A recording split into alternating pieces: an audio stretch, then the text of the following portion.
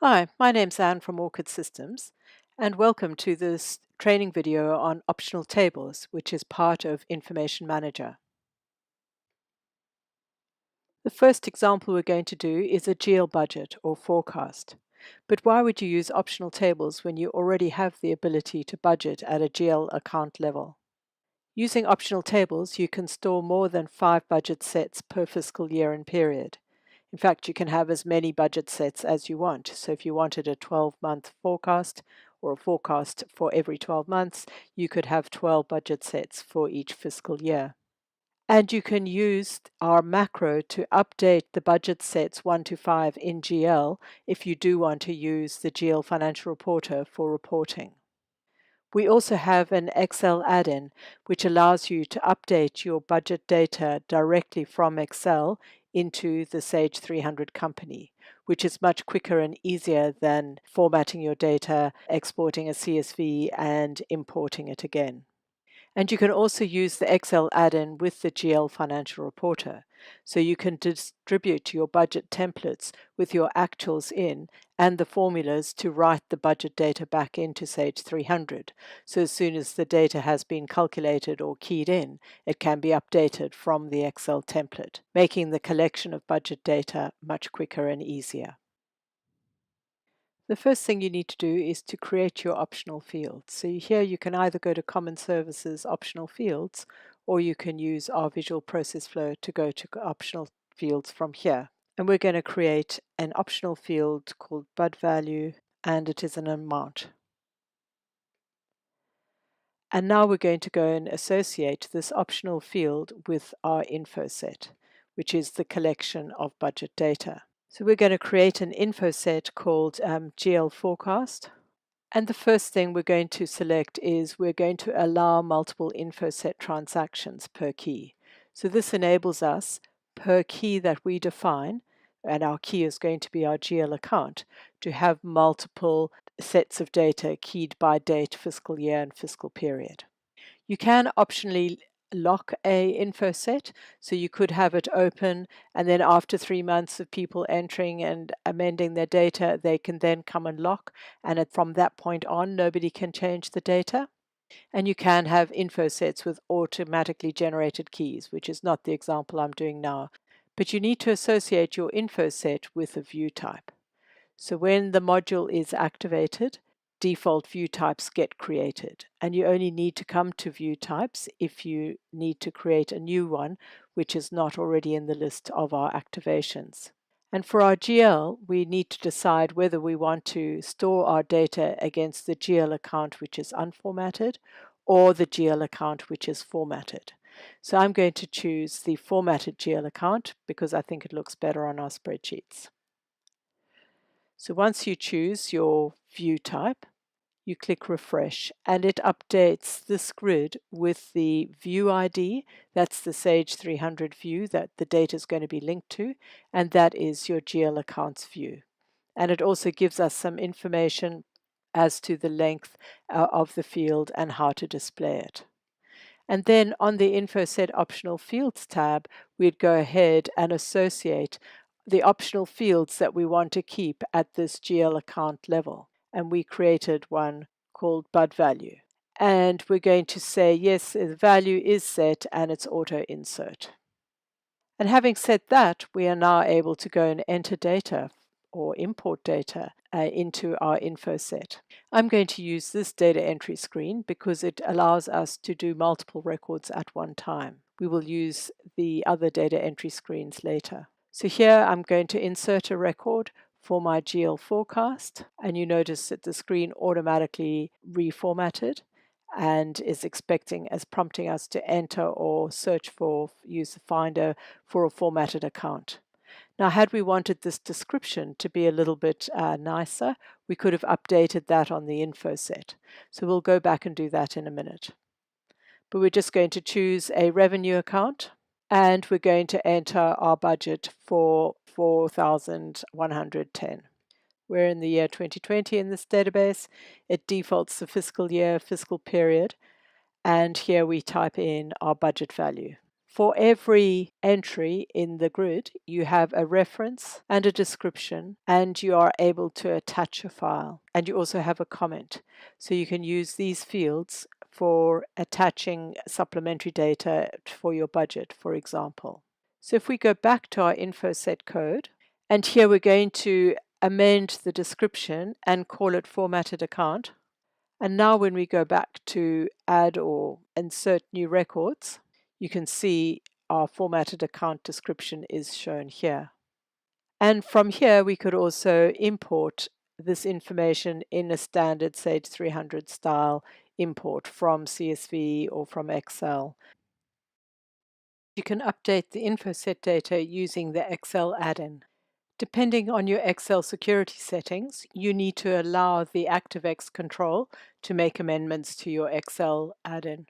And Information Manager opens as an add-in in Excel, which allows you to read info from Sage 300 and write it back to Excel, to write info from Excel to Sage 300, and some wizards to allow you to do your formulas. So if we're going to do this Infoset called GL Forecasts and update from the spreadsheet, first we need to design the spreadsheet. And in my case, I want to have the GL accounts in column B, the account description in column C, and then the amounts, 12 columns of amounts, and then we're going to do the formulas to write that information back into Sage 300. But we can use these wizards to help us do the formulas. So first I'm going to use the wizard to get the GL accounts for which I want to budget. So I'm going to use the pick wizard and tell it to pick from our GL formatted account. And I'm just going to tell it to paste all the rows. I'll delete the ones that I don't want and tell it to paste it vertically. And when I do that, it pastes the chart of accounts down in Excel for me. The next thing I'm going to do in column C is write a formula to bring back the description of the account, so I don't need to type that in as well.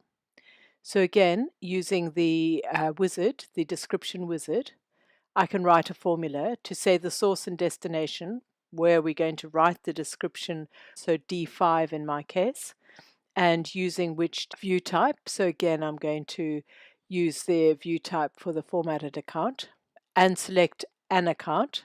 When I paste this formula, you can see it is saying into cell D5 from the view type called GL formatted account using our account number 1001. So instead of using a hard-coded account number, we're going to delete that and reference it to cell B5 in this case. And then when we paste this formula out, it's going to bring back the description for all the accounts that we have on the left-hand side. So now when we go read info, it's going to go back and read the account description for all those accounts for us. So we can either delete this column now because we don't need it anymore as we have the descriptions, or if we're worried the descriptions will change, we can leave that in. So in this column, I'm going to key in my date in Sage format, the fiscal year, and the period, and use Excel to fill those out to the columns for me. So in this cell, I'm going to type in my budget figure, January through to December. But in this cell, I can write a formula to read or write that number from 300 or write it back to 300. So using the description with the formula wizard here, I can say the source and destination is E5, and I want to use my information set code called GL Forecast, and I'll just choose the first account. And the Infoset date record, I'll just choose the 1st of January 2020 and choose my Infoset and paste that formula down. And now I can go left, right, up, down and paste other formulas, or I can just use Excel to copy this formula out. So as you can see, it's updating the cell value in E5 to the optional field called bud value to the info set called GL forecast using the account 1000-1 and the date, and using this date, this year and this fiscal period. So what I'm going to do is change that to refer to the spreadsheet. So we want to send E5 to our budget value, to our GL forecast using the count that is in B5 and make that row relative. And to pick up our date from our column header and make that column relative. Pick up our year, also column relative, and our period. And now we can paste that formula to the entire row and paste the entire row to all our rows. And now if we were to key in some values and use our write wizard, it's going to update Sage 300 with the values in our budget spreadsheet. And back in Sage 300, we'll see those values. And even though these values did not have a budget value, 0 has been sent through to the Infoset.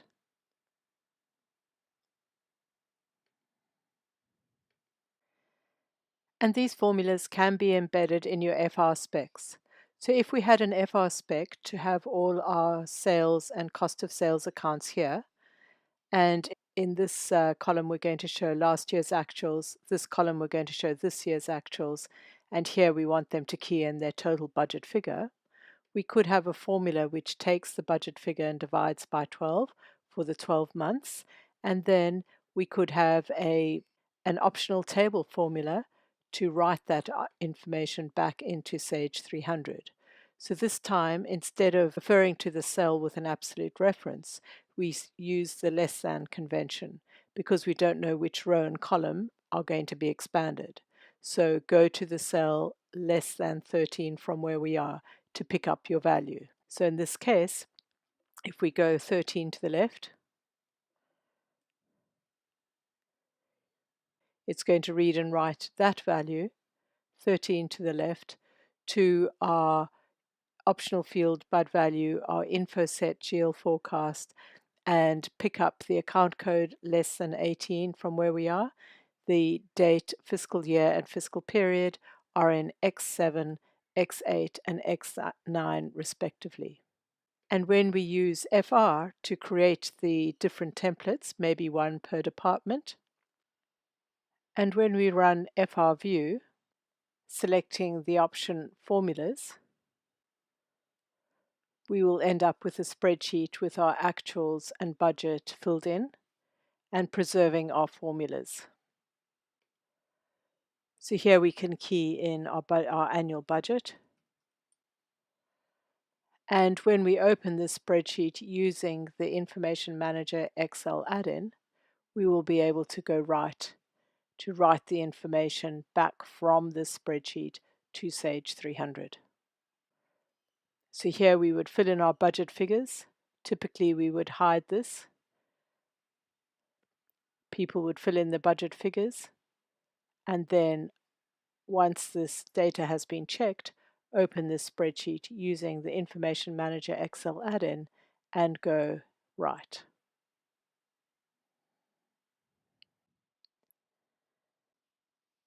Assuming I'm the budget coordinator and have sent the populated templates to people to fill in, and now they have returned them to me, I can open up the templates using the Excel optional tables add-in. And I see that they've entered their budget figures. They may or may not have spread them differently or just divided by 12, but embedded in the spreadsheet that I sent them, or I could add these later, are the formulas which will do the write back to Sage 300. So once I've checked these formulas, I can go to the add-ins and write that back to my current company that I'm connected to.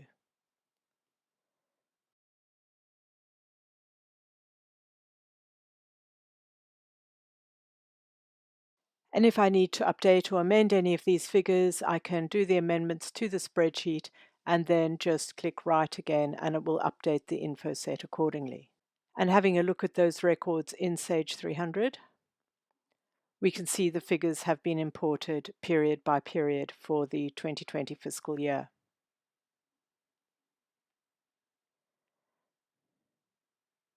And if required, you can use this macro, which you can add to your desktop. It's a macro which copies an InfoSet data to a GL budget set, and it is in your EBXXA directory called GL budget upload. And when you run this macro, you can select an InfoSet, in our case GL forecast. Select the optional field that you want to send through to the GL. We only had one optional field, but there might have been more. And then select to update the budget set required. So we're going to update budget set budget 1 for 2020. And we're going to select to switch our credit accounts to be negative because we captured our sales as positive figures, but we want them to go through as negative budgets.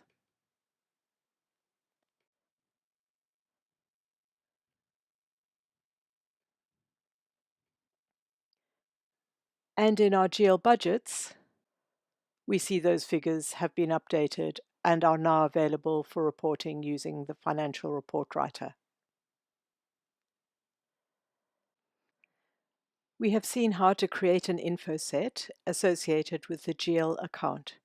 We created one called GL Forecast, but we could create as many as we wanted associated with the GL account. So we could have, for example, 12 budget sets for the year. And we used the update GL macro to copy our GL forecast to budget set 1. So the data was available for the GL financial reporter. We also saw how to use the Excel add-in to update from Excel into Sage 300, making it easier than an import-export of data. And we've also seen how we can use the GL Financial Reporter to expand out the Excel add-in formulas to make the budget template preparations quicker and easier and quicker to import from the budget templates. The next example we're going to look at is a customer and item budget. So per customer and item per fiscal year and period, I want to enter a budget information. So this is allowing us to budget at the subledger level and combination of master files within that subledger. So we're going to keep track of a budgeted quantity, value, and margin per customer and item. But we could do it per customer and sales rep, or sales rep location, or customer sales rep location. So up to 10 reference fields can be the key to the budget information. And we're going to use the Excel add-in to directly update this budget information from Excel. And we're going to see how this budget data is available for actual versus budget reporting using the integrated reporting tools. The data is stored in the Sage 300 database, and it's available for reporting by Crystal Reports, InfoExplorer, Sage Intelligence, any of the reporting tools that are configured to work off the Sage 300 database. And we're going to use InfoExplorer to view this data. In this example for budget information per customer and item, I want to keep track of 3 different optional fields: the budgeted cost, the budgeted quantity, and the budgeted value. So I've created 3 optional fields: bud cost, which is an amount, bud quantity, which in my case is just a number with no decimal places, and bud value, which was the same one that we were using in our GL forecast option as well. After creating our optional fields, we can go ahead and create our info set. And our info set is going to be called budget for our customer and item budget. We have selected multiple info set transactions so that it allows us to enter budget information per date, per, in our case, customer and item. And from the view types, we've selected the predefined AR customer and IC item. And by choice, I have chosen the unformatted item number. And then in the InfoSet Optional Fields tab, I've selected the 3 optional fields that I want to keep at the customer item level per date. And having created our InfoSet, we can now go and create data or enter data for that. So for our budget InfoSet, it's now reconfigured to allow me to select my customer and my item.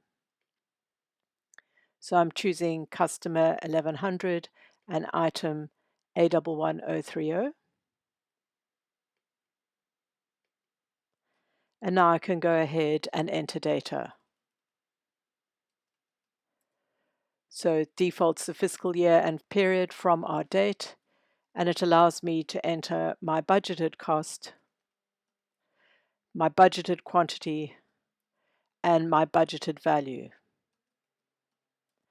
And as with our GL forecast, we've got a reference, a description, the ability to attach a file for documentation, and a comment field if we want.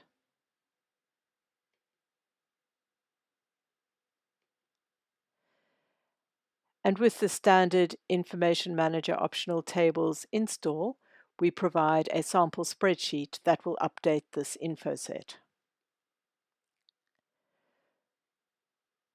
So if you open Excel using the optional tables add-in and open the spreadsheet that you'll find in your Sage directory, EBXXA, depending what version you're running, in the ENG directory, you'll find a spreadsheet called the budget example. Open that up, and you can see the design of the spreadsheet is to enter the budgeted value here, the budgeted quantity here, and the budgeted cost here. And yes, the spreadsheet could have been designed with quantity times price equals value times a factor equals cost. So you could have formulas in those cells if you want. And in these hidden cells, we have the EB formulas to read or write this information. So this formula is going to read or write the contents of cell G8 to the optional field called bud value to the info set called budget. For the customer, that is in A8. For the unformatted item number, that is in cell D8. And it's going to use the date that's in U6 and the fiscal year and period, which are in cells G5 and G6 respectively. And looking at one of the columns for the budgeted quantity, we can see it's reading and writing the cell value that's in G27, this time to the optional field called bud quantity in the same info set budget, using the customer in A27, the item in D27, and the date in U6, fiscal year in period in G5 and G6. And finally, for the cost, it's the same formula, but this time referring to cell G46, and the customer and item are in A46 and D46. So you can see the structure of your spreadsheet does not matter. You can fit these formulas to use any structured spreadsheet and pick up the optional field, the info set, in our case, customer and item, and date information from any cell value.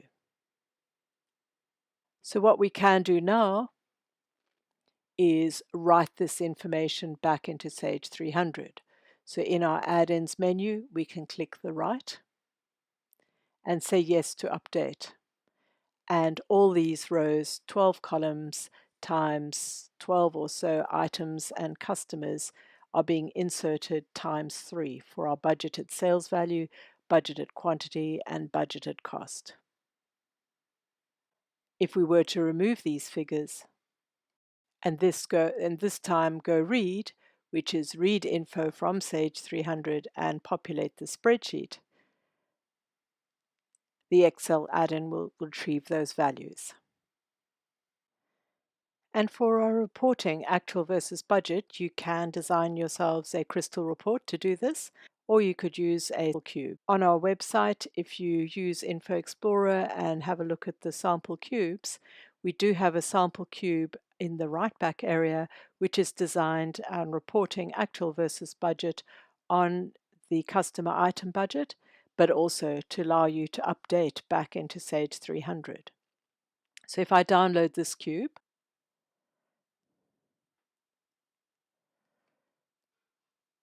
go to the properties to connect it to my local database, save it on a local directory, and refresh the cube, it will be updated based on my customer, item, sales, and budget in my current database. So here's my budgeted cost, budgeted quantity, and budgeted sales value, and a calculated budgeted margin in the cube. But if you are using an InfoExplorer with writeback, you could create yourself a workset. And for example, if you wanted to update your budgeted sales, perhaps increase the total budgeted sales from 2 million to 4 million, and indicate that you want this increase to be spread proportionately, you can see our sales have been updated to 4 million. And when you go to write back, our info set will be updated accordingly. But please see the budget writeback training video on InfoExplorer for more details in this regard.